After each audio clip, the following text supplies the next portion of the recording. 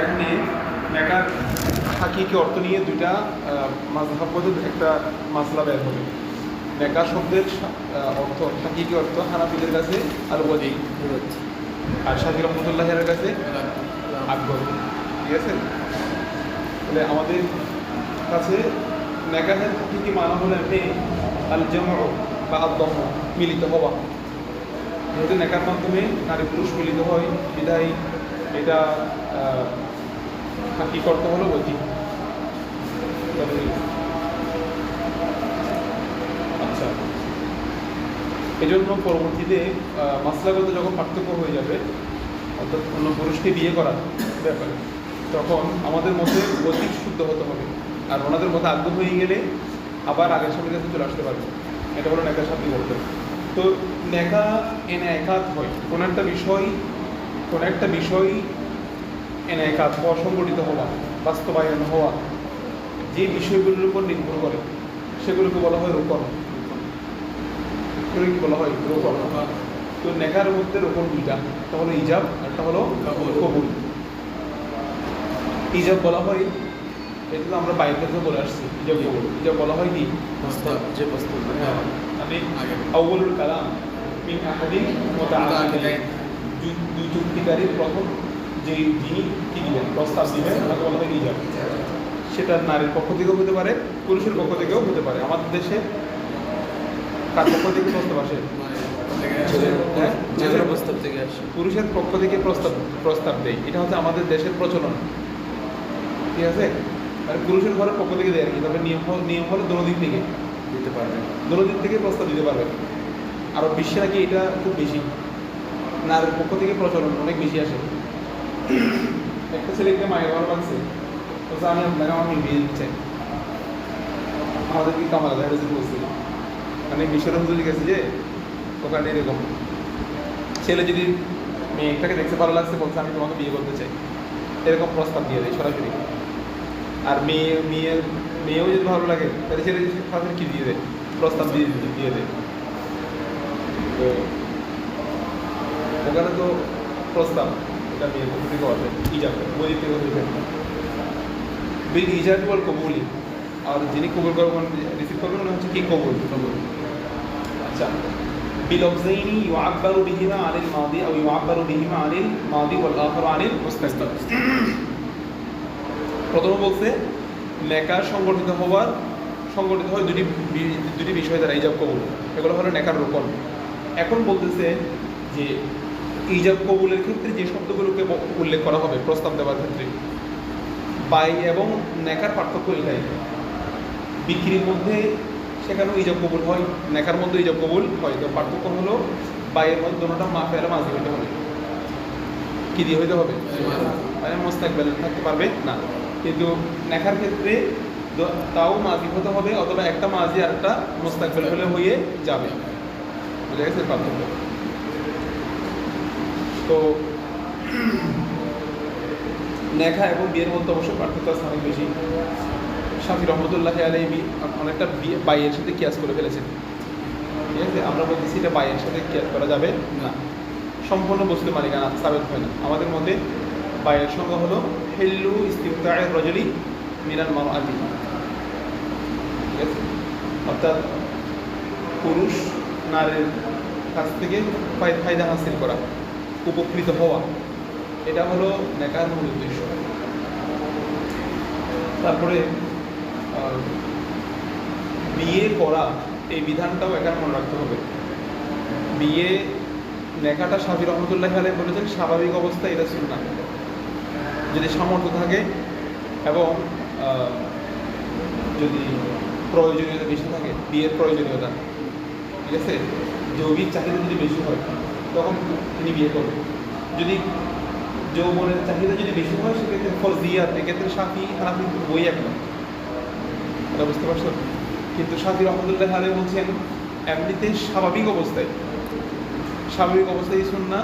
তবে যদি চাহিদা মানে সামর্থ্য নাই, আবার অবস্থা স্বাভাবিক, সামর্থ্য নাই অবস্থা স্বাভাবিক, সেক্ষেত্রে বলা হয়েছে যে এবাদত, কি উত্তম বলেছেন। দু একজন নবী রেফারেন্স আনছে, ওনারা ইবাদত করেছেন, নেকা করেন নাই, এরকম। তো আমরা হানাফিদের পক্ষ থেকে প্রথম বলা হয়েছে যদি যৌন ধারণা যদি বেশি থাকে, সামর্থ্য থাকলে ফরজ, ঠিক আছে। আর এরপরে ধাপ হলো ওয়াজিব, যখন তার কি থাকবে, তার জৈবিক চাহিদা থাকবে। ফরজিয়াতের পর হলো কি ওয়াজিব, আর স্বাভাবিক অবস্থায় হলো সুন্নাহ। আবার হারাম বলেছেন, হারাম কখন? যার কাছে শারীরিক সামর্থ্য নেই, শারীরিক সামর্থ্য যার কাছে নাই তার জন্য দেখা করা কি হারাম। তো এখানে সাধারণত অনেকগুলো ব্যাখ্যা দেখা লিখছে যে শারীরিক যে সামর্থ্য নাই এটা কীভাবে বুঝবে, ঠিক আছে। একজন পুরুষ অনেক সময় পুরুষ বুঝতেও পারতেছে না যে তার এটা একটা শারীরিক অক্ষমতা, সে বিয়ে করার জন্য চলে যাচ্ছে, টাকা পয়সা আছে, পরে বিয়ের পরে মেয়েটাও ক্ষতিগ্রস্ত। তো কিছু অনেকগুলো ব্যাখ্যা লিখছে, তার মধ্যে একটা ব্যাখ্যা এটা লিখছে যে তার পুরুষাঙ্গ দিয়ে রক্ত যাওয়া, এটা হলো অক্ষম ব্যক্তির একটা পরিচয়, বুঝতে পারছেন। এটা আরও অনেক ব্যাখ্যা থাকতে পারে, এটা মেডিকেল ট্রিটমেন্টের ব্যাপার। তো ওই সময় এত, এখন তো এটা সহজলভ্য, মানুষ বুঝতে পারে তার কন্ডিশন কি। একটা সময় তো এটা সব কিছু বোঝার সুযোগ ছিল না। তো বলতেছে যে এই যে কবুল যে হবে সেক্ষেত্রে বিলফজাইন উভয় শব্দ আব্বার উভয় শব্দকে তাবিল করা হবে, বিবেচনা করা হবে আনিল মাজি থেকে মাজি থেকে আব্বার বিহিমা, উভয় শব্দ হবে আনিল মাজি। ইজাব কবুল উভয়টা হবে কিসের? মাজি দিয়ে। আর ইউআব্বারু বিআহাদিহিমা অথবা এবং ইউআব্বারু বিআহাদিহিমা উভয় শব্দের কোনো একটিকে বিবেচনা করা হবে আনিল মাজি ওয়াল আখরু আনিল মুস্তাকবিল, এবং এরকমও হবে একটা মাজি আর একটা কি মুস্তাকবিল। এটা সূরত কিরকম একটা দেখাচ্ছে, ঠিক আছে। আমি তোমাকে বিয়ে দিলাম আর সে বললো আমি গ্রহণ করলাম, এগুলো মাজি। এখন বলছে একটা মাজি একটা একটা মুস্তাকবিল। মুস্তাকবিল বলতে সরাসরি মুস্তাকবিল না, মজার ঠিক আছে, মানে আমর দিয়ে বলতেছে কীভাবে দেখো মিসকান ইয়াকুলা, এরূপ বলা যে জাউইজ নি, তুমি আমাকে বিয়ে করো, তুমি আমাকে কি করো, বিয়ে করো। এখন সে বলবে জাওয়াজ তুকা, আমি তোমাকে কি করলাম, বিয়ে করলাম। জাউইজ নি এটা আমার শিখা না, তাহলে এটা হলো মুস্তাকবিল। একটা শিখা মুস্তাকবিলের, একটা প্রস্তাব মুস্তাকবিল থেকে ওই ইজাবটা আসছে, ইজাবটা হচ্ছে মুস্তাকবিল আর কবুলটা হলো মাজি। তাহলে ওইটা শুরু হয়ে যাবে।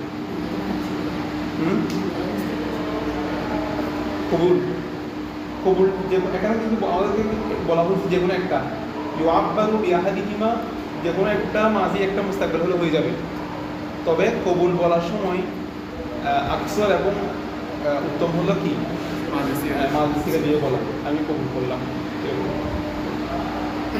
এখানে একটা বিষয় খেয়াল করো, উভয় শব্দের কথা যখন বলা হয়েছে বিলফজাইন বলা হয়েছে না, লফজ আসছে তালাফুজ থেকে, প্রত্যেকে তালাফুজ। এখানে কিন্তু তালাফুজ শর্ত, গ্রহণ করা বিয়ে করার ক্ষেত্রে কি শর্ত? তালাফুজ শর্ত। অর্থাৎ উভয় যে গ্রহণ করেছে এটা লিখে দিলে হবে না, অর্থাৎ বলার সামর্থ্য থাকা সত্ত্বেও লিখে দিলে হবে না, কারণ এখানে একজনের লেখার জন্য মিলে যাওয়ার ব্যাপার আছে।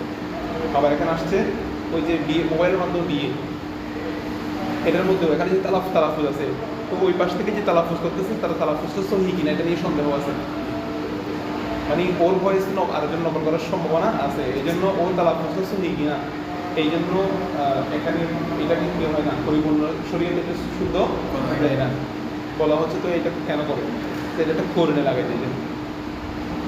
একটা করণা সৃষ্টি করে দেয়, মানে যদি ও এই মুহূর্তে যদি না করে, জরুরত হয়ে গেছে মোবাইলের এই বিষয়টা যদি করে না দেয়, তাহলে পরে একটা সমস্যা হওয়ার সম্ভাবনা আছে, এটা করে না দেবে। কিন্তু যখন সরাসরি আসবে তখন এটা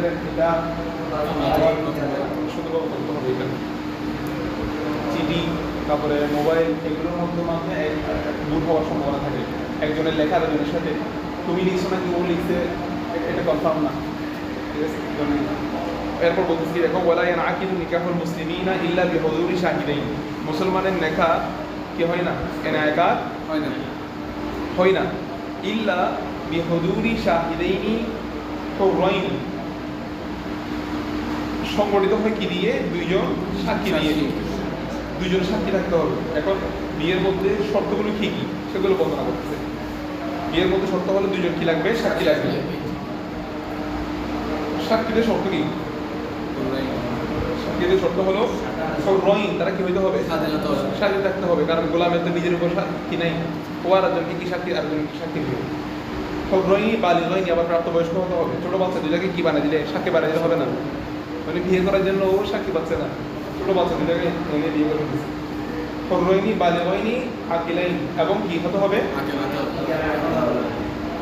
আকেল, অর্থাৎ তারা যে সাক্ষী দিচ্ছে আমরা শুনেছি, এটা তাদের মধ্যে বুঝতে থাকতে হবে। এমনি সাক্ষী দুজনে এসে বসে থাকছে, এর কথাগুলো আসলে ওরা কিছু বলতেও পারে না, বুঝছো, মানে মনে হচ্ছে জিন্দগিতে কখনো এখানে কিছু দেখে নাই, তখন নাজিম হয়েছে এরকম লাগে, কিছু বলতে পারছে না, আদৌ সাক্ষী কিনা কি জানি, এরকম। এতটুকু আকেল থাকতে হবে যে সে কি বলতেছে, এখানে কিছুর মজমা চলতেছে, এটা যে বিয়ের মজমা, এটা অন্তত জানা থাকতে হবে, মানে এগুলো যে এখানে কি চলতেছে এগুলো জানা এরকম লাগে দেখতে, এরকম। আকিলিনী মুসলিমিন, এবং কি হইতে হবে, মুসলিম হইতে হবে। আও রজুলিন, অর্থাৎ মুসলিমের বিয়ের মধ্যে অন্য কোনো কিতাবিয়া আহলে কিতাব সাক্ষী থাকলে হবে না। আও রজুলিন ওয়া ইমরাতিন, অথবা একজন পুরুষ দুইজন মহিলা। সাহাবী রহমাতুল্লাহ এটা মানেন না, ওনার মধ্যে দুজনেই পুরুষ হইতে হবে, কিন্তু আমাদের মধ্যে হানাফিরা একটু সহজ, পুরুষ দুজন বাচ্চা না কি করবে, তো মেয়ে থেকে সাক্ষী আনার সময় দুজন মহিলা শুনছে, এরা সাক্ষী হয়ে যাবে, কারণ আল্লাহ তাআলা বলেছেন ওয়াস্তাশহিদু শাহিদাইনি মিন রিজালিকুম ফাইন লাম ইয়াকুনা রাজুলাইন ফারাজুলুন ওয়া ইমরাতান, যদি দুজন পুরুষ না পাও, একজন পুরুষ দুজন মহিলা, ওইটার উপর ভিত্তি করে। আচ্ছা, চারজন মহিলা তো হবে, হ্যাঁ হবে না, পুরুষ লাগবে, একজন পুরুষ তো লাগবে, কারণ এরা হলে আকলে নোকসান, চারজন হয়ে গেলে আবার সন্দেহ চলে আসবে, এরা আবার এজমা হয়ে গেছে, এরকম হইতে পারে। তোমাদের এখানে আবার কিয়াসের পরে হ্যাঁ, আচ্ছা, উদুলান কানু আও গায়রু উদুলিন, আচ্ছা সাক্ষীরা আদেল হোক অথবা না হোক, উদুলান কানু আও গায়রু উদুলিন, সাক্ষীরা ন্যায়পরায়ণ হোক অথবা না হোক, ধরো এরা পাপী অথবা এরা সমাজের মধ্যে কোনো অন্যায় করে, এরকম ব্যক্তি বলছে এদের সাক্ষী বিয়ের ক্ষেত্রে গ্রহণযোগ্য হয়ে যাবে, তবে শরীয়তের কোনো বিধান সাব্যস্ত করার ক্ষেত্রে এদের সাক্ষী গ্রহণযোগ্য হবে না। অপরাধ করার কারণে ওই শাস্তি পাইছে, তার মানে এখানে বিশেষ করে যে অপরাধের কথাটা বলা হয়েছে সেটা হলো অপবাদ, কোনো পুরুষ কোনো মহিলার ব্যাপার কি দিছে, অপবাদ, জানার অপবাদ দিছে, এগুলো কিন্তু মারাত্মক শাস্তি। আল্লাহ তাআলা এদের সাক্ষী আর গ্রহণ না করতে বলা হয়েছে। কি হ্যাঁ, না না এগুলো না, এগুলো এক ধরনের গুনাহ, এগুলো তো ঠিক আছে, এগুলো না। অর্থাৎ যারা ফাসিক হিসেবে পরিচিত হয়ে গেছে, পাপী, শাস্তি পাইছে, হ্যাঁ, ধরো একজন পুরুষ আর একজন মহিলা থেকে জানার অপবাদ দিচ্ছে, এদের কিন্তু শাস্তি হবে, শরীরে কি আছে, শাস্তি আছে। এখন ও শাস্তি পেয়ে আসছে, এসে দেখতেছে তোমার বিয়ে হচ্ছে, ও সাক্ষী, ও তোমার বিয়ের কি দিতে পারবে, সাক্ষী দিতে পারবে, কিন্তু কোনো কারণে যদি ধরো মানে যার বিয়ের জন্য সে সাক্ষী দিছিল, ওই বিয়ে কি হয়ে গেছে, ভেঙে গেছে, এখন বিয়ে ভেঙে গেছে, এখন মোহরণা নিয়ে একটা ঝামেলা হবে না, এই মোহরণা স্থাপিত করার জন্য কিন্তু এবার এদের সাক্ষী গ্রহণযোগ্য হবে না, এরা তো ফাঁসে। এখন শরীয়তের বিধান, মোহরণাটা কার পক্ষে স্থাপিত হবে, স্বামী দিবে নাকি স্ত্রী কতটুকু পাবে, বেশি পাবে না কম পাবে, স্ত্রী চাইবে বেশি নেওয়ার জন্য, স্বামী চাইবে কম দেওয়ার জন্য। এইটা যে শরীয়তের বিধান, এখানে প্রকৃত যারা শাহেদ, এদের মানে আদেল ব্যক্তির পক্ষ থেকে দিতে হবে, সাক্ষী দিতে হবে, শরীর বিধানকে স্থাপিত হবে না। দেখো তাহলে অদূরন কেন অদূরিন, সাক্ষীরা ন্যায়পরায়ণ হোক অথবা না হোক, উভয় কথা গ্রহণযোগ্য হবে। ফাইন তাযাওয়াজা মুসলিমুন জিম্মিয়াতান, কোনো মুসলিম যদি জিম্মিকে বিয়ে করে, আচ্ছা, আও মাহদুদাইনি ফি কসফিন, ওই এটা বলছি আর কি, তারা আদেল হোক অথবা আদেল না হোক, অথবা তারা শাস্তিপ্রাপ্ত হোক কসফের ক্ষেত্রে, অপবাদের ক্ষেত্রে। কসফ মানে কি, অপবাদ। তো তারা যদি সাক্ষীরা যদি এমন হয় যে তারা কোনো অপবাদের জন্য শাস্তিপ্রাপ্ত হয়েছে, হদপ্রাপ্ত হয়েছে, এমনও যদি হয়, তবুও তাদের সাক্ষী কি অ্যাকসেপ্টেবল। ফাইন তাযাওয়াজা মুসলিমুন জিম্মিয়াতান, কোনো মুসলিম যদি কোনো জিম্মিকে আহলে কিতাবিয়াকে বিয়ে করে, মাসলা খেয়াল করবা, কোনো পুরুষ যদি তাজাওয়াজা, হ্যাঁ, কোনো তাজাওয়াজা মুসলিমুন বলছে না, এখানে মাসলা মনে রাখবা, মুসলিম আহলে কিতাবকে বিয়ে করতে পারবে, জায়েজ। ওই সময় আহলে কিতাব ছিল না, যারা কিতাবের অনুসারী ছিল, তাওরাত জবর ইনজিলের অনুসারী ছিল, এদেরকে মুসলমানরা এদেরকে বিয়ে করা কি ছিল, জায়েজ ছিল। কিন্তু কোনো মুসলিমা, কোনো মহিলা আহলে কিতাব পুরুষকে কি করতে পারবে না, বিয়ে করতে পারবে। এখানে মাসালা আছে তাজাওয়াজা মুসলিমুন, এজন্য মানে মুসলিমে বিয়ে করতে পারবে আহলে কিতাব বিয়াকে, কিন্তু কোনো মুসলিমা মহিলা আহলে কিতাব পুরুষকে কি করতে পারবে না, বিয়ে করতে পারবে না। ওয়ালা তানকিহুল মুশরিকিনা সহ আরো বিভিন্ন আয়াত দ্বারা এটা সাবেত। এখানে কেন পারবে না, এটার একটা তদবিক সাহেবে জাওহরাত নাইয়ার দিয়েছে, এইভাবে পুরুষে আহলে কিতাব বিয়াকে বিয়ে করতে পারবে। এই জন্য যেহেতু পুরুষ নারীর উপর গালেব থাকে, আর রিজালু কাওয়ামুনা আলা নিসা, তো ধর্মীয় ক্ষেত্রে যদি আমরা বিবেচনা করি, তাহলে পুরুষ যদি মুসলিম হয়, নারী যদি আহলে কিতাব বিয়া হয়, পরবর্তীতে পুরুষের প্রভাবে, তার নেতৃত্বের প্রভাবে হোক, রিজিক দিচ্ছে, টাকা পয়সার ব্যবস্থা করছে, সেটার প্রভাব হোক, ওই মহিলাটা মুসলিম হয়ে যাওয়ার সম্ভাবনা আছে। কিন্তু মহিলা যদি আহলে কিতাব পুরুষকে যদি বিয়ে করে, তাহলে ওই পুরুষ কি হবে না, মুসলিম হবে না, বরং মহিলাটা কি হয়ে যাবে, মহিলাটা আহলে কিতাব হয়ে যাওয়ার সম্ভাবনা আছে। কথাটা বুঝছো? এই জন্য পুরুষে যার মাধ্যমে ইসলামের ফায়দা হবে, এখানে পুরুষে বিয়ে করলে ফায়দা হবে যে কার, ইসলামের ফায়দা হবে। এই জন্য আমাদের সুন্নিরা মনে করে যে নারী বিয়ে করলে কমি হলে কি হয়ে যাবে, তাকে সুন্নি করার পরে দেখা যায় ও সব কি হয়ে গেছে, হয়ে গেছে, এরকম দেখে আমার খুব আশ্চর্য লাগে। মানে এখানে মাসলা দিচ্ছে যে পুরুষ গালে পরে, এখন তো উল্টা হয়ে গেছে, এখন সমাজ, এখন মহিলা গালে, মহিলার প্রভাব পুরুষের ছেলে সবগুলো একসাথে ওয়াহাবি হয়ে গেছে। এই জন্য খুব এটা সেন্সিটিভ ব্যাপার বিষয়। আচ্ছা, হ্যাঁ, আহলে কিতাব এখন নাই, আহলে কিতাব তাদের বলছি যারা কিতাবের অনুসারী, এখন তো কিতাবের অনুসারী এখন নাই। কিতাবের অনুসারী নাই বলতে কিতাব খুব বিকৃত হয়ে গেছে, তো কিতাবে হাকিক অনুসারী যেহেতু এখন নাই, এটা স্কলার আজমা হয়ে গেছে, এখন আহলে কিতাব নাই। সুতরাং এদের সাথে বিয়ে করাও, এদের সাথে এখন মাসলা বলে ওয়ালা তানকিহুল মুশরিকিনা, তোমরা মুশরিকদের কি করিয়া না, বিয়ে করিয়া না। বলতে ওয়াইফাইন তাসাওয়াজা মুসলিমুন জিম্মিয়াতান, কোনো মুসলিম যদি কোনো জিম্মি আহলে কিতাবকে বিয়ে করে, বিশাহাদাতি জিম্মিয়িনা, দুইজন আহলে কিতাবের সাক্ষীতে, দুইজন আহলে কিতাবের, কোনো পুরুষ যদি কোনো মহিলা জিম্মিয়াকে যদি বিয়ে করে, সেক্ষেত্রে সাক্ষী যদি আহলে কিতাব হয় তাহলে বিয়ে শুদ্ধ। কিন্তু মুসলিমাকে বিয়ে করার সময় আহলে কিতাব কি থাকতে পারবে, সাক্ষী থাকতে পারবে না। কিন্তু মুসলিম আহলে কিতাবিয়া মহিলাকে বিয়ে করার সময় দুজন কি থাকতে পারবে, জিম্মি থাকলে কোনো অসুবিধা নাই, যেহেতু তার এক পক্ষ এমনিতে জিম্মি আছে। যা আছে ইনদা আবি হানিফা রাহিমাহুল্লাহ ওয়া আবি ইউসুফ, শাহেনের মধ্যে এটা কি আছে, যে ওয়াকালা মুহাম্মদ রাহিমাহুল্লাহ লা ইয়াজুজু ইল্লা আন ইউশাহিদা শাহিদাইনি মুসলিমাইনি। ইমাম মুহাম্মদ বলছেন যে কোনো সূরতে সাক্ষী অবশ্যই কি হইতে হবে, আন ইউশাহিদা শাহিদাইনি, দুইজন সাক্ষী দিবে, তারা দুইজন সাক্ষী কারা, মুসলিমাইনি, দুইজন মুসলিম সাক্ষী যতক্ষণ সাক্ষী দিবে ততক্ষণ এটা কি হবে না, শুদ্ধ জায়েজ হবে না। ফতোয়া হচ্ছে শাহেনের উপরে, মানে ওই মাসআলার ভিত্তিতে আর কি। আচ্ছা, ইয়াশহাদা শাহিদাইন মুসলিমাইন শাহিদানা কোথায় ইয়াশহাদা শাহিদাইন মুসলিমাইন,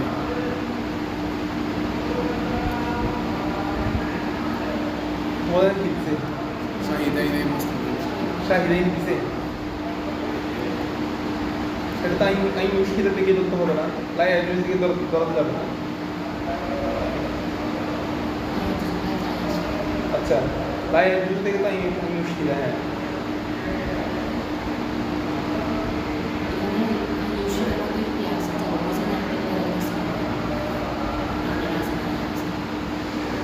হ্যাঁ হ্যাঁ,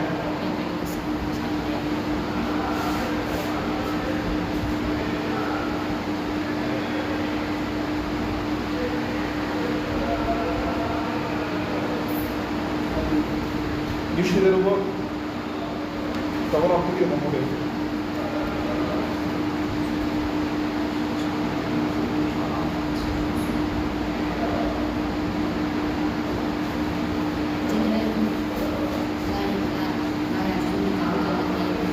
বুঝি নাই?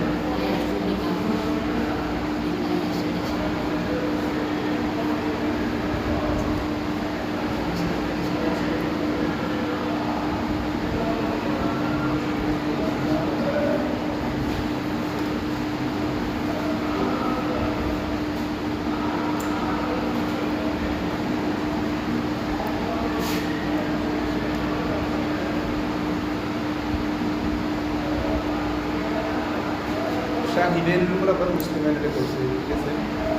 তাই এটা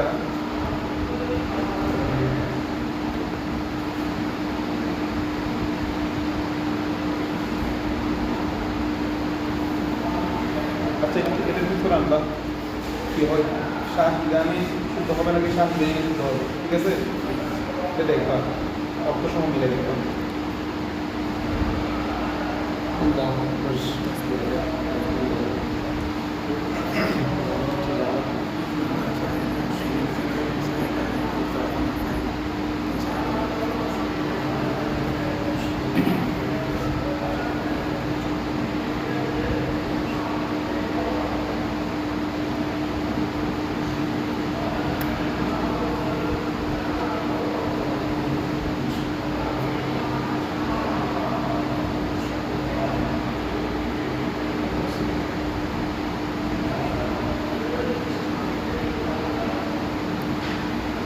এটা তো লাই যদি ফায়াল ধরা যাবে না, আই উষ্ণিত এটাকে, তো এটা কি ধরবে যাবে মফুল, ঠিক আছে? তাহলে এখানে মফুল ধরলে পুরোটা তাহলে ঠিক আছে, ইউশিদার ফাইল কি দরকার?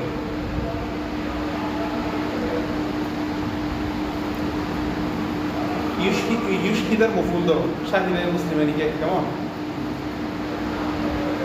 এই কি ধরবে যে ইউশিদার মফুলের অর্থ হয় কিনা দেখো তো। লা ইয়াজুজু নিকাহু বললে ইল্লা ইউশিদা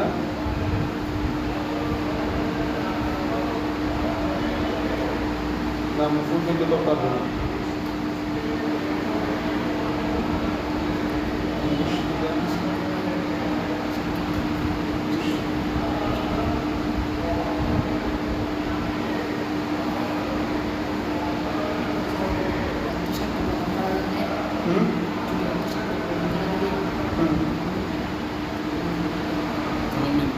মিলবে যে জিনিসটাকে গ্রহণ করছে।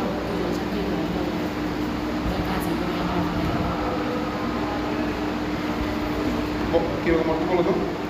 আই ইউশিদা ইয়াশিদাল হাকিমু শাহিদাইনে মুসলিম।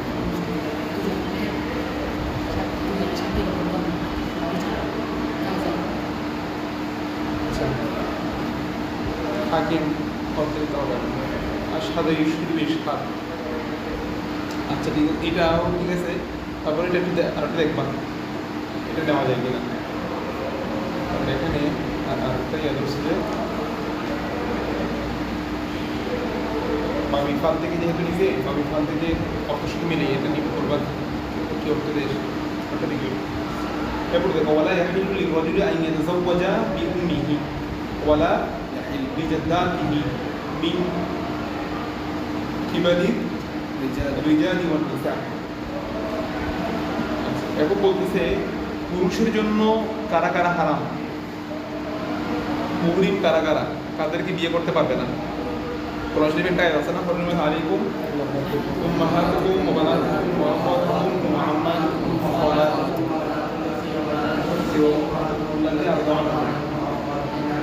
এখানে দেখো হারাম বর্ণনা করবে, তো হারাম কয়েক কারণ হয়ে থাকে। একটা হলো হারামে নসবি, বংশগত কারণে কি হারাম। আরটা হলো হারামে রেদার কারণে কি হয়ে যায়, হারাম হয়ে যায়। আরটা হলো হারামে তাআল্লুকি, মানে একজনের সাথে সম্পর্ক থাকার কারণে সম্পর্ক থাকার কারণে আর কি হয়ে যাওয়া, হারাম হয়ে যাওয়া। এগুলো সকল হলো হারামের প্রভাব। আর বলতেছে যে ওয়ালা ইয়াহিল্লু আন ইয়াতাযাওয়াজা বিউম্মিহি, পুরুষের জন্য জায়েজ তার মাকে কি করা। ওয়ালা ইয়াহিল্লু লিররাজুলি আন ইয়াতাযাওয়াজা বিউমিহি, তার মাকে বিয়ে করা কি নাই জায়েজ নাই। ওয়ালা বিদাদিহি, এবং তার দাদি নানিকে। ওই মিন কেবালে রিজালি ওয়ান নিসা বলে দিচ্ছে না, দাদি পুরুষের দিক থেকে হোক নারীর দিক থেকে হোক। পুরুষের দিক থেকে মানে দাদি, আর নারীর মহিলার দিক থেকে মানে নানি। দাদি নানিকে বিয়ে করা জায়েজ নাই। তারপরে ওয়ালা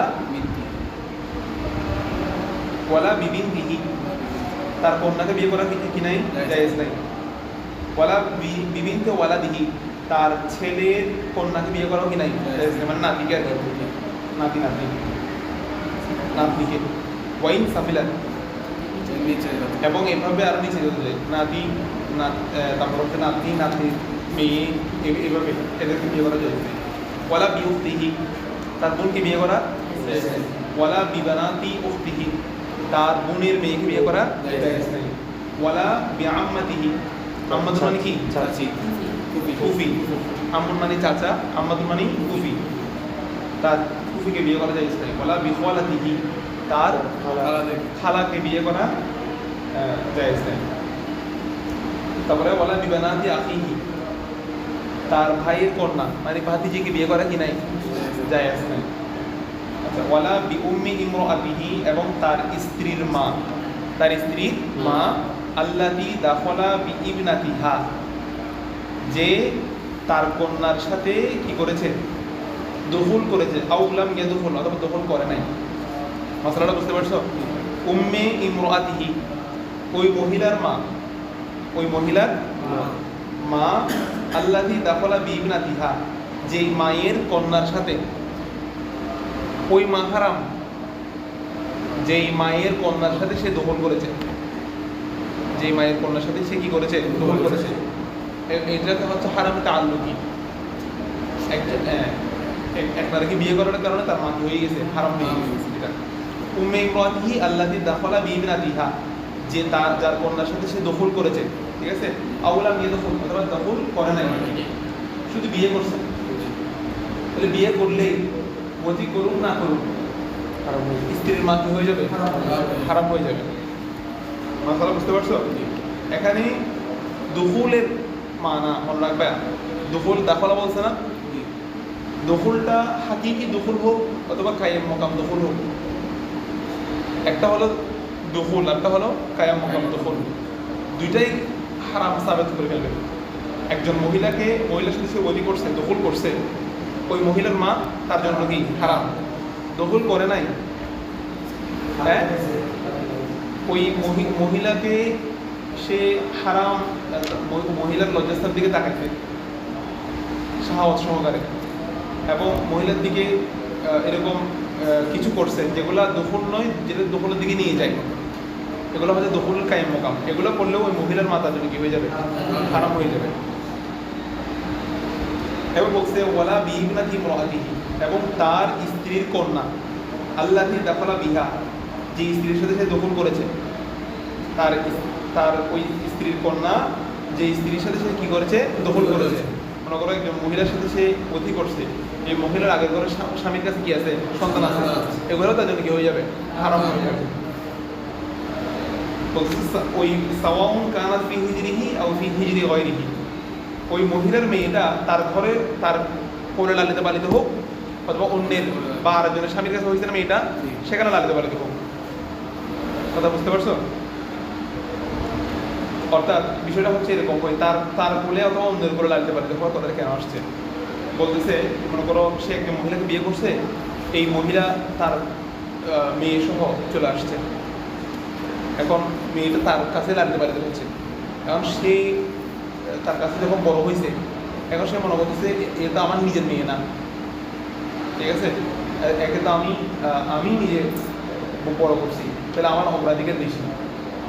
এই চিন্তা থেকে সে ওকে বিয়ে করার প্রতি আগ্রহী হতে পারে, অথবা অন্যজনের কাছে লালিত পালিত হয়েছে। সে বলতেছে সে ও তো কি মানে আমার সাথে কোনো সম্পৃক্ত না, মানে অন্য ঘরে, তাহলে বিয়ে করার কোনো অসুবিধা নেই। দুইটা চিন্তা আসতে পারে, যেটা বলে দিচ্ছে তো এই স্ত্রীর মেয়ে সেটা নিজের কাছে বড় হোক অথবা অন্য কাছে লালিত পালিত হোক, বিয়ে করা কি হারাম। ওয়ালা বিইমরাতি আবিহি, তার বাবার স্ত্রীকে বিয়ে করা কি হবে না, জায়েজ হবে না। তার বাবার স্ত্রী মানে তার সৎ মা, ঠিক আছে? নিজের মা তো আর এখানে একবার বলে দিছে ওয়ালা ইয়াহিলু বিউম্মিহি বলে দিছে না শুরুতে, এখানে বাবার স্ত্রী দ্বারা মুরাদ হচ্ছে বাবার অন্য স্ত্রী, বাবা মারা গেছে, এরকম আয়াম জাহিলিয়াত এগুলো ছিল, বাবা মারা গেছে অন্য স্ত্রী আছে বাবার, এখনো বিয়ের উপযুক্ত, বিয়ে করতে পারবে সেই এরকম, তো বলছে এগুলো হারাম। ওয়ালা আজদাদিহি এবং দাদার বাবার দাদি, বাবার স্ত্রী এবং বাবার দাদি, ওয়ালা বিইমরাতি আবিহি তার বাবার স্ত্রী, ওয়ালা আজদাদিহি এবং তার দাদা তার বাবার দাদি, বলো না আজদাদ না, আজদাদ বাবার স্ত্রী হোক অথবা বাবার দাদি হোক, এদেরকে বিয়ে করা কি হারাম, এদেরকে বিয়ে করা হারাম। ওয়ালা বিইমরাতি ইবনিহি তার ছেলের স্ত্রী, তার ছেলের স্ত্রী, এবার ওয়ালা বানি আওলাদিহি, ওনারা এবার এরকম আছে, এবারও এখানে এবার তার একটু শব্দ মনে হয় আর একটু বাড়বে, সেটা হলো ইমরাতি বানি আওলাদিহি, মানে তার ছেলের ছেলের ছেলের স্ত্রী, ছেলের স্ত্রী বলছে না আগেরটাতে বিমরাতি ইবনিহি ছেলের স্ত্রী, এরপর একটা হবে যে ওয়ালা বানি আওলাদিহি, মানে হলে ইমরাতি বানি আওলাদিহি তার আওলাদের, এক কথা তার নাতির স্ত্রীদের, তার নাতির স্ত্রীদের বিয়ে করা কি নাই হারাম তার জন্য। হ্যাঁ এবার অনুবাদে লিখছে যে ইমরাতি হবে এখানে আগেরটার সাথে মিলিয়ে আর কি, বিমরাতি ইবনিহি ওয়ালা বানি আওলাদিহি, এটা আতফা আগেরটার উপরে, ইমরাতি বানি আওলাদিহি, এবং ওয়ালা বিউম্মিহি মিনার রদাআতি এবং তার মাকে বিয়ে করা যাবে না, কোন মা, মিনার রদাআতি, এখানে তোমাদের কয়েকটা হারামের কথা বলছি না, শুরুর দিক দিয়ে কিন্তু এগুলো ছিল নসবি, এরপরে মাঝখানে আসছে সেগুলো হলো তাআল্লুকি, ওই যে স্ত্রীর মা, ঠিক আছে, অথবা স্ত্রীর আগের ঘরের মেয়ে কন্যা, এগুলো তাআল্লুকি। এখন আসছে রেদা, ওয়ালা বিউম্মিহি মিনার রদাআতি, রেদাই মা বিয়ে করা যাবে না, ওয়ালা বিউখতিহি মিনার রদাআতি এবং রেদাই বোনকে বিয়ে করা যাবে না। এজন্য বিয়ের মধ্যে একটা অন্যতম কাজ হচ্ছে এলান করা, কি করা, জানিয়ে করা, কারণ কাকে ওর বাবা কি করছে ওর জন্য হারাম, জানে না কখন কি করছে, কিন্তু গ্রামের মানুষ তার কিছু কিছু জানে, তোমার বাবার সাথে এরকম এরকম ইয়ে ছিল, তোমার এটা বিয়ে কি হবে না, শুদ্ধ হবে না, এরকম বলবে, এটা হলো এলান। এলানের উদ্দেশ্য হলো এটাকে জেনা নাকি হালাল এটাকে স্পষ্ট করে দেবো, কারণ জেনার মধ্যে হচ্ছে গোপনীয়তা থাকে, এই গোপনীয়তা থেকে বাঁচানোর জন্য হালাল বিষয়টাকে উপস্থাপন করার জন্য বিয়ের মধ্যে কি করতে হয়, এলান এটা প্রকাশ করতে হয়। ওই সময় ইয়েও ছিল মানে এগুলো বাজিয়ে মানুষকে এলান করতে।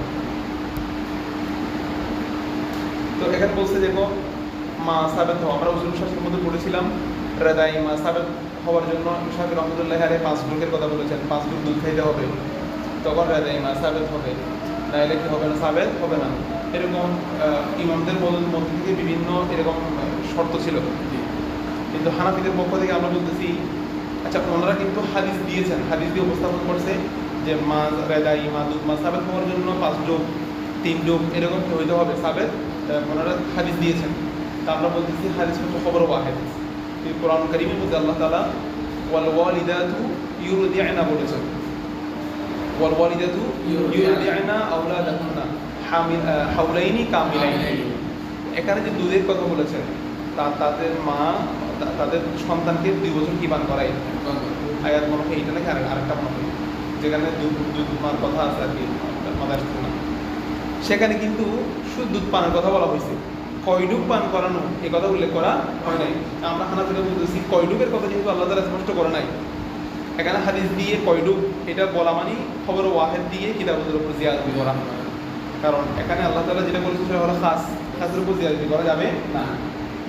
তো 1 ডুব পান করাইলেও সেটা কি হয়ে যাবে, রেদাই মা সাবেত হয়ে যাবে, 1 ডুবও যদি পান করে সেটা কি সাবেত হবে, তবে সময়টা নিয়ে ইখতিলাফ। আমরা বলতেছি শাফি রহমাতুল্লাহ বলতেছেন 2 বছর, 2 বছরের মধ্যে দুধ পান করলে দুধ মা সাবেত হবে। ওয়াল ওয়ালিদাতু ইউরদি'না আওলাদাহুন্না হাওলাইনি 2 বছর।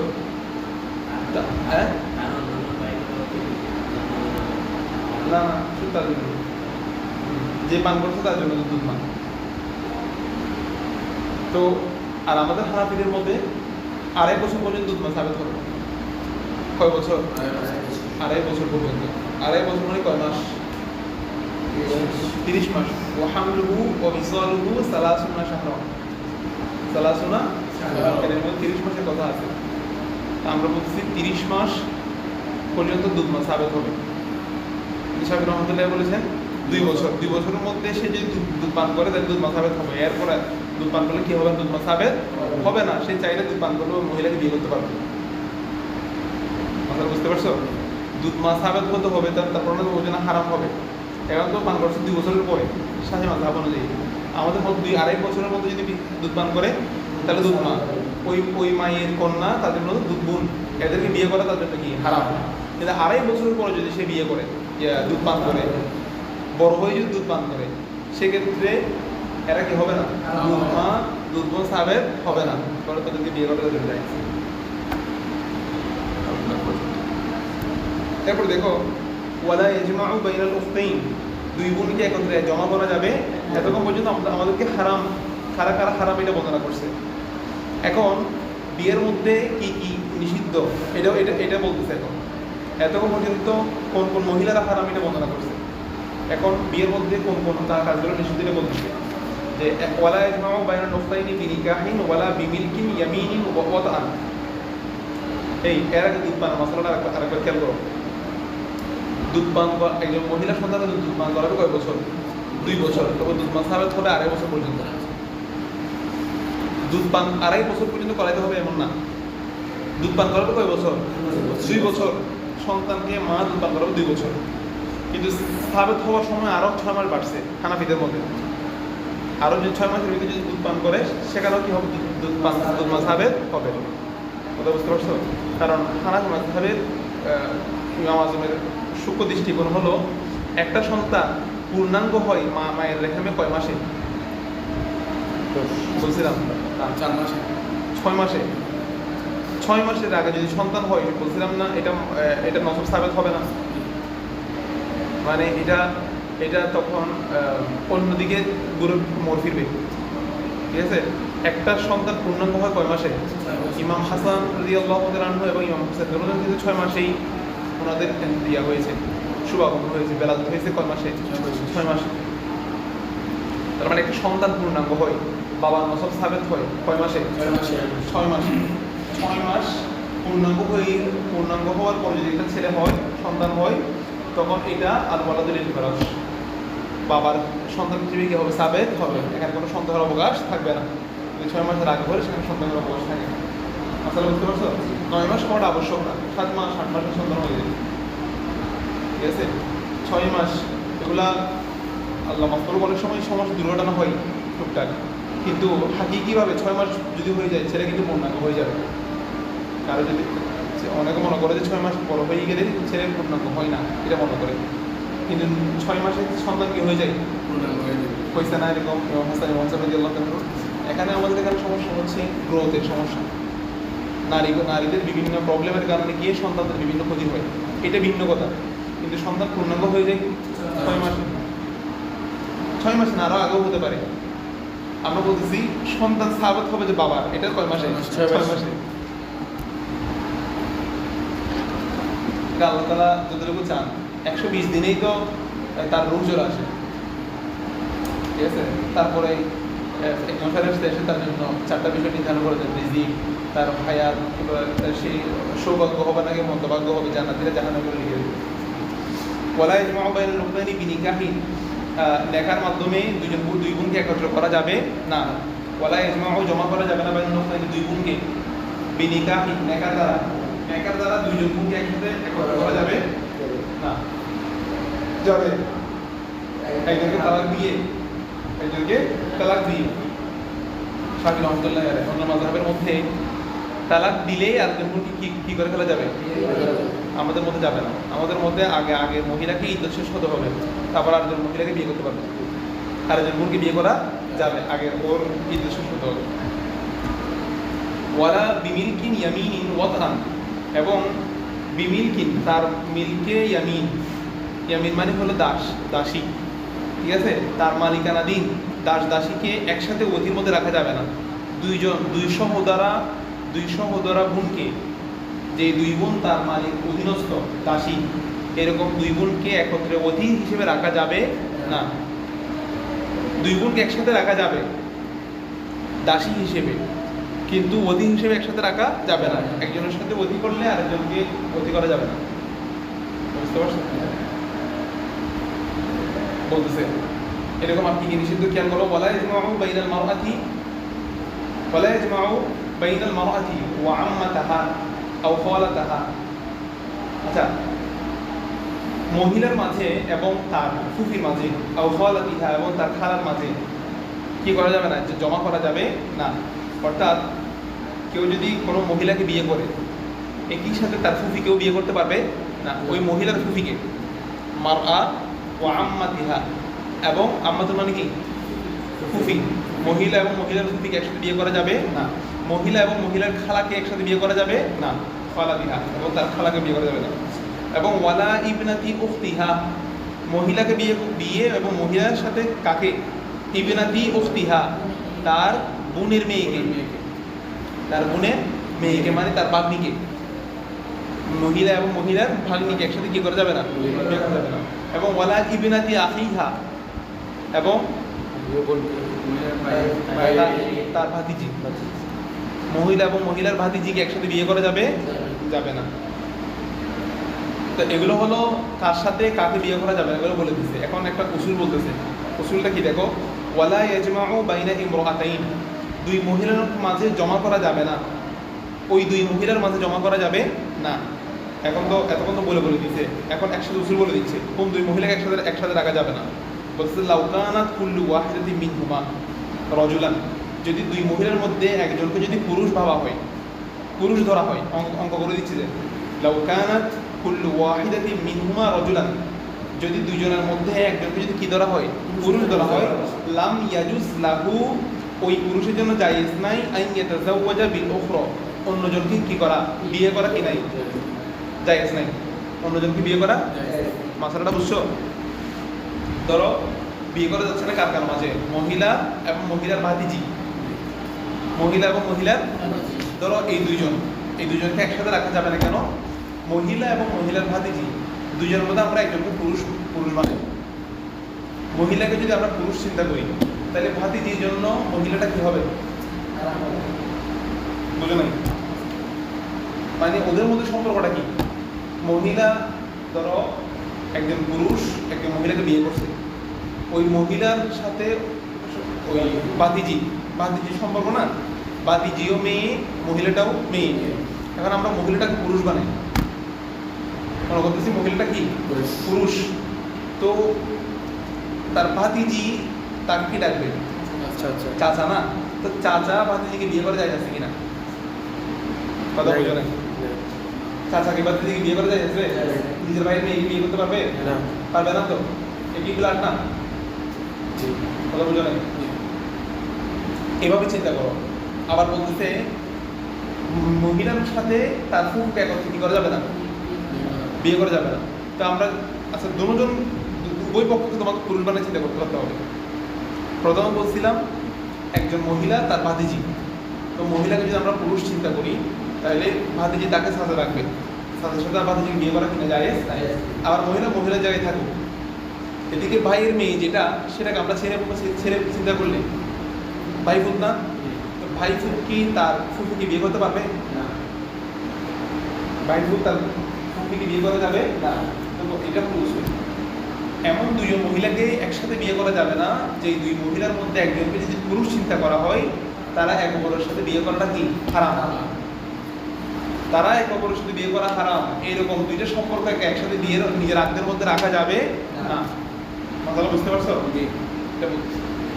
লা ইয়াজমাউ বাইনা ইমরাতাইন, দুই মহিলার মাঝে জমা করা যাবে না। লাউ কানাত কুল্লু ওয়াহিদাতিন মিনহুমা রাজুলান, যদি দুইজনের মধ্যে ওই দুইজন মহিলার মধ্যে যদি একজন যদি কি হয়? রজুল হয়। লাম ইয়াজুজ লাহু, ওই পুরুষের জন্য জায়েজ নাই আইন ইয়াতাজাওয়াজা বিল উখরা, অন্য মহিলা কি করা? অন্যজনকে বিয়ে করা জায়েজ নাই। যদি এমনটা যদি হয় তাহলে ওই দুই মহিলাকে একসাথে বিয়ে করা জায়েজ নাই। মাসালা কি তুমি বুঝতে পারছো? আচ্ছা, ওয়ালা বাসা বিআন ইয়াজমা'a বাইনা ইমরাআতি ওয়া ইবনাতি যাওজিন কানা লাহা মিন কওমি ওয়া মান জানা বিইমরাআতিন হারামাত আলাইহি উম্মুহা ওয়া ইবনাতুহা। লা বাসা, অসুবিধা নাই, বিআন ইয়াজমা'a কি করতে, জমা করতে, বাইনা ইমরাআতিন মহিলার মাঝে, এবং ওয়া ইবনাতি যাওজিন এবং তার স্বামীর কন্যার মাঝে, তার স্বামীর কন্যার মাঝে, কানা লাহা মিন কবুল, যা তার পূর্বে ছিল। মানে এই যে মহিলাকে বিয়ে করছে, তো এই একটা মহিলাকে কি করছে, এই মহিলার আগে স্বামী ছিল, ওই স্বামীর অন্য ঘরে সন্তান আছে। বুঝছো? যে মহিলাকে বিয়ে করছে, এই মহিলার আগের স্বামী অন্য ঘরের মেয়ে, ওই মহিলা কি করতে পারবে, বিয়ে করতে পারবে না, ওই মেয়েকে এই স্ত্রীর সাথে কি করতে পারবে, একত্র করতে পারবে, কোনো অসুবিধা নেই। এটা বলতেছে লা বাসা, অসুবিধা নাই, বিআই ইয়াজমা, জমা করতে, বাইনা ইমরাতিন, মহিলার মাঝে, এবং ওয়া ইবনাতি যাওজিন, এবং ওই মহিলার স্বামী কন্যার মাঝে। ওই মহিলার আগের স্বামী কন্যা, কোন কন্যা, কানা লাহা মিন কওম, যেটা তার ইতিপূর্বে ছিল, যেটা তার ইতিপূর্বে ছিল। ওই মহিলা এবং তার ওই কন্যা এবং এই মহিলাকে দুজনকে কি রাখা যাবে, রাখা যাবে। ওমান জানা, যে ব্যক্তি কি করেছে, বিইমরাআতিন, কোন মহিলার সাথে জানা করেছে, হারুমাত আলাইহি উম্মুহা ওয়া ইবনাতুহা, তার মা এবং তার কন্যা, ওই কি হয়ে যাবে, হারাম হয়ে যাবে। এটাকে বলা হয় হরমতে মুসাহারা, হরমতে মুসাহারা। এই সে কিন্তু কি করে নাই, বিয়ে করে নাই। শাফি রহমতুল্লাহ আলাইহির মতে এটা হারাম হবে না, কারণ আগে হারাম হওয়ার জন্য তো আগে বিয়ে আগদ হতে হবে। আমাদের মতে আগদ না, আমাদের মতে মূল উসুল হচ্ছে অধি বা দখল পাওয়া গেলে তার সাথে সম্পর্কিত সে কি হয়ে যাবে, হারাম হয়ে যাবে।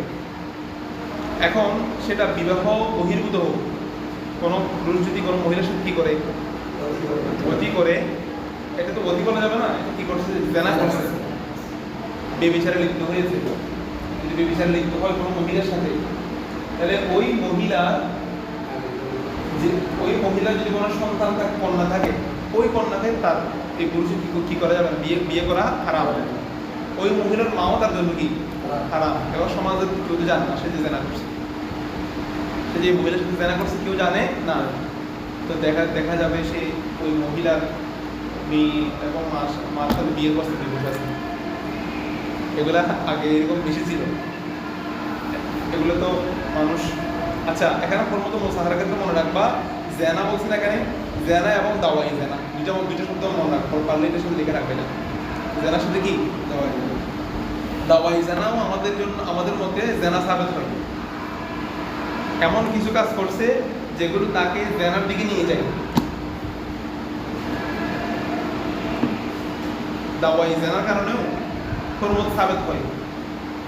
সেটারে জেনা করে নাই মহিলার সাথে, কিন্তু এমন কিছু কাজ করছে যেগুলোর কারণে, ধরো কবুল, চুম্বন করা, ঠিক আছে, এগুলোকে বলা হয় দাওয়াই জেনা, যেগুলো জেনার দিকে, মানুষকে জেনার দিকে ধাবিত করে, জেনার দিকে নিয়ে যায়।